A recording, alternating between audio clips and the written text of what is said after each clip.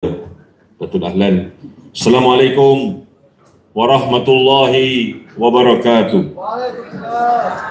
Yang amat bahagia Tun, Div kehormat, tuan-tuan dan puan-puan, terima kasih atas peluang yang diberikan. Hari ini saya ingin bercakap tentang sesuatu yang sangat mudah sebenarnya. Mudah difahami, tetapi nampaknya masih sukar difikirkan oleh sesetengah pihak yang sangat gairah. Ingin dan mahu menandatangani apa sahaja kertas yang diberikan kepada mereka. Selagi mana di atas kertas itu ada logo kuasa besar, mereka mengiyakannya sahaja. Kononnya, saudara-saudari, inilah kejayaan diplomatik. Kononnya ini kemajuan perdagangan. Kononnya ini pembukaan pasaran. Perjanjian Anwar Trump 2025 merupakan pengkhianatan kepada bangsa Melayu. Adakah kita masih ingin mengharapkan with the greatest of respect kepada Tun Dr. Mahathir sahaja untuk memahami isi kandungan tersebut? Tidakkah kita ingin membaca? Tidakkah kita ingin menelaah? Tidakkah kita ingin melihat kepada setiap klausa yang ada dalam perjanjian tersebut? Tidak malukah kita ni orang Melayu? Kita serahkan segalanya kepada Mat Salleh. 1874 perjanjian Pangkor kita tak baca. Malaysian Union pun kita tak nak baca. Tuan-tuan dan puan-puan, saudara-saudari sekalian, pinjamkan telinga anda. Bangsa yang tidak ingin belajar dari sejarah akan kekal dihukum mengulangi kesilapan yang sama. Masa untuk kita bangkit hari ini. Perjanjian Anwar Trump 2025 jelas ini merupakan penjajahan secara halus. Ini merupakan penggadaian kedaulatan negara melalui klausa. Ini penjajahan alaf baru. Sekarang ini, Datuk Pengerusi dan saudara-saudari sekalian, peperangan tidak dilancarkan seperti dulu. Peperangan sekarang adalah peperangan mengambil ekonomi. Apakah itu kemerdekaan? Yang amat berbahagia Tun sentiasa menyatakan kepada kita dengan jelas, dulu kita bebas melakukan apa sahaja. Kita boleh berdagang dengan negara mana, kita boleh choose to whom we do business with. Tapi hari ini, perjanjian Anwar Trump, baca orang Melayu, baca. Perjanjian Anwar Trump jelas menyatakan Amerika Syarikat menentukan hala tuju ekonomi kita. Tan Sri Rais Yatin dah berbuih mulut menyatakan dengan jelas, we are a member of WTO. Malaysia shall decide on its own. Kita tidak paksa menyaga, kita tak paksa negara lain menyaga dengan siapa. Tapi Amerika Syarikat klausa 5.3, kalau Amerika tak bersetuju dengan negara lain, Malaysia must follow. Ada kalangan bijak pandai, dulu menteri, sekarang jadi pengerusi. Apa dia kata? Bacalah, jangan baca sekerat-sekerat. Tuan-tuan dan puan-puan, wahai orang Melayu, perjanjian ini 432 muka surat. Panjangnya lampiran demi lampiran, tetapi klausanya hanya 10. Ada juga golongan bijak pandai yang menyatakan kita ada exit clause. Tidak ada exit clause. Dah ditandatangani. Saya amat bersetuju bila Yang Amat Berbahagia Tun dengan jelas menyatakan kalau United Nations pun Amerika Syarikat langgar, apatah lagi kerajaan madani. Tuan-tuan dan puan-puan, saudara-saudari sekalian, saya ambil masa sedikit.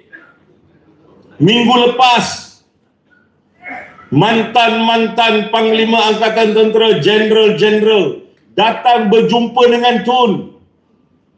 Dengan jelas mereka menyatakan, we have lost our country, Tun. Kenapa? Kerana, tuan-tuan dan puan-puan, bukan sahaja 26 Oktober 2025 kita tanda tangani Anwar Trump Agreement ini. Dia sebenarnya 4 hari selepas itu telah ada satu Memorandum of Understanding, perjanjian persefahaman yang telah dimasuki oleh Kementerian Pertahanan Malaysia dengan Secretary of War Pete Hegseth di Amerika Syarikat. Ya, betul, saya bersetuju. Sebelum ini kita memang adakan latihan ketenteraan dengan Amerika, dengan Great Britain, dengan Australia, dengan New Zealand. Tapi itu sekadar latihan.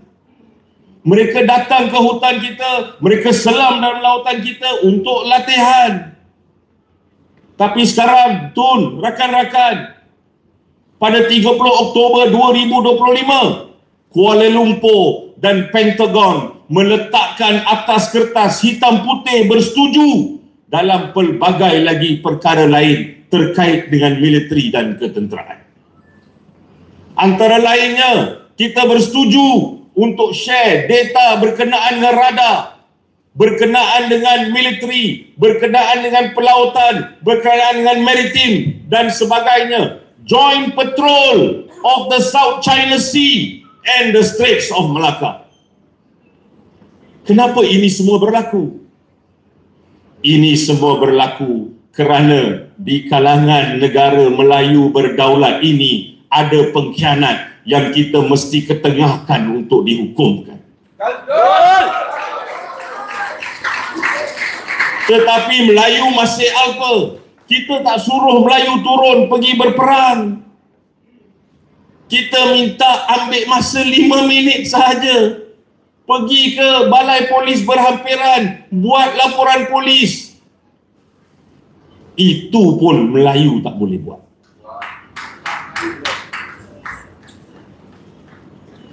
Hari ini 13 Disember 2025, Madani bekerja.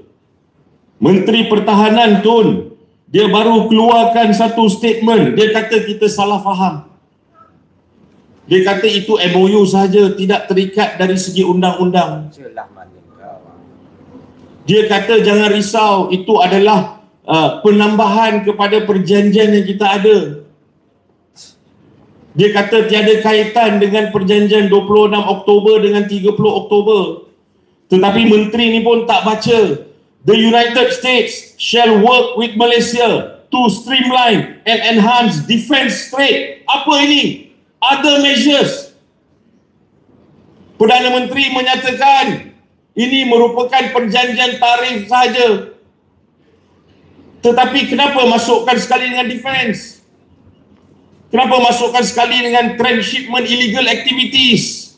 Sebab itu saya katakan, kita boleh berkumpul setiap minggu, tetapi negara ini telah pun digadaikan. 2 hari lepas, kita berjumpa dengan pelbagai pihak lain. Rupanya mereka pun berjumpa. Kerajaan Madani di bawah MITI, dia memanggil bekas-bekas ketua penguatkuasaan. Ada bekas ketua polis, ada juga mantan Panglima Angkatan Tentera. Dia kata tidak, negara masih selamat. Mana digadai? Dia kata juga perjanjian ini bagus, Tun. kerana ia akan menjadikan Malaysia menjadi hak pemerdagangan. Amerika akan letak duit di sini. Mereka ni baca ke tidak ni? Baca faham tidak? Kalau mereka baca, mereka faham ke tidak apa yang berlaku ni? Bagaimana mungkin perjanjian ini boleh meningkatkan pemerdagangan, mengkayakan rakyat Malaysia, bila kita sendiri, Malaysia sendiri meletakkan 70 bilion US dollar ke Amerika? Dalam perjanjian ini, bacalah orang Melayu. Tolong baca. 70 bilion US dollar kita beri untuk dilaburkan di Amerika untuk peluang pekerjaan orang Amerika. Lantas apa yang kita perlu lakukan? Sekarang ini kita tidak boleh kompromi. Kerajaan ini mesti diturunkan hari ini juga. Dan ia hanya boleh dilakukan dengan penyatuan kita semua. Di dalam klausa 6.2 jelas GLC kita bercakap tentang Melayu, kita bercakap tentang Bumi Putra, kita bicara soal perjuangan Melayu, bisnes Melayu dan sebagainya. Tetapi perjanjian ini dengan jelas tidak boleh ada sebarang diskriminasi kepada US products, US services. Dengan mudah sahaja apa yang kita telah usahakan selama 68 tahun membawa kemerdekaan telah dibuang begitu sahaja hak Bumi Putra dengan satu pena daripada Rumah Putih.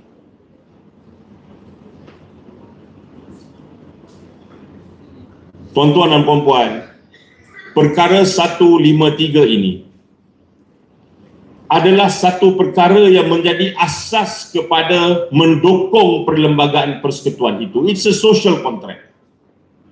Social contract ini tidak tertulis dengan jelas perkataan social contract dalam perlembagaan persekutuan tersebut. Tetapi social contractnya adalah kita orang Melayu, orang Bumi Putra, orang Sabah Sarawak ada hak-hak yang memang tidak boleh diberi kepada bangsa-bangsa lain. Dan sebagai timbal balasnya, reciprocate-nya adalah dengan mereka bangsa lain boleh duduk dengan aman di sini, kerja dengan aman di sini, belajar dengan aman di sini. Itulah sebenarnya social contract, itulah sebenarnya perkara 153. Kepada Yang Amat Berbahagia Tun, kepada mereka yang menghadiri hari ini dan lebih utama kepada pihak sekretariat, saya ingin mengusulkan satu lagi tambahan kepada kertas kita sekiranya diizinkan, iaitu kita masukkan dalam perlembagaan persekutuan kita melalui pindaan atau tambahan kepada perkara 159 bahawa perkara 153 hak keistimewaan orang Melayu Bumi Putra itu langsung tidak boleh dipinda oleh mana-mana kerajaan. Kalau ada pindaan kepada perlembagaan, tidak boleh langsung sentuh hak keistimewaan orang Melayu, hak Bumi Putra dan juga keseluruhan perkara 153 tersebut. Dan kita juga lontarkan cabaran ini terus kepada kerajaan Madani yang menyatakan mereka menguasai parlimen 2/3. Kalau betul kamu fikir tentang orang Melayu, kamu pindah perlembagaan itu sekarang. Terus masukkan bahawa tidak boleh dipinda langsung perkara 153 ini. Akhir sekali, saya pohon maaf kalau apa yang ingin saya katakan itu adalah perkara yang menyentuh perasaan sesiapa. Tetapi kita gagal belajar dari sejarah. Sedangkan di hadapan kita hari ini merupakan seorang negarawan ulung yang terbabit dalam pelbagai fasa pembentukan negara ini. Maka ambillah peluang itu. Cedoklah pengalaman dia. Dengarlah nasihat dia. Dan pastikan kita berpegang teguh kepada perjuangan yang belum selesai. Demi bangsa ini, demi agama ini, dan juga demi negara ini. Tuan-tuan dan puan-puan, Assalamualaikum warahmatullahi wabarakatuh. Terima kasih. Waalaikumsalam warahmatullahi wabarakatuh.